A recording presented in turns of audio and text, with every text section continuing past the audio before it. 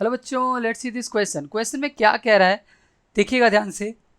If there was no carbon dioxide in the earth atmosphere the temperature of earth surface would B.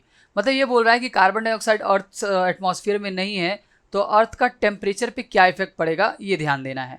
ठीक है, तो बच्चों देखिएगा, सबसे पहले होगा क्या कि ये कह रहा है कि कार्बन डाइऑक्साइड नहीं है। ठीक है, तो कार्बन डाइऑक्साइड का काम क्या होता है उसे देख लेते हैं।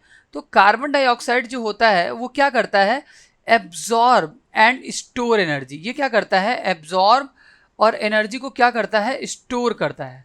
ये करता था, लेकिन आपने इसी को हटा रहे हो यहाँ से एटमॉस्फेयर से।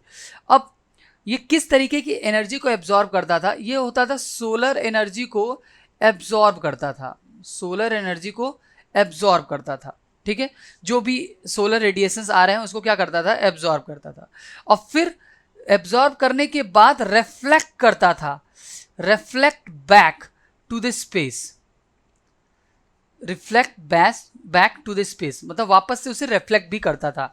ठीक है, अब जब कार्बन डाइऑक्साइड नहीं होगा तो ये रिफ्लेक्ट करेगा ही नहीं, एब्जॉर्ब भी नहीं करेगा, रिफ्लेक्ट भी नहीं करेगा, तो ओवरऑल जो टेम्परेचर होगा वो क्या होगा, अर्थ सरफेस का लेस होगा।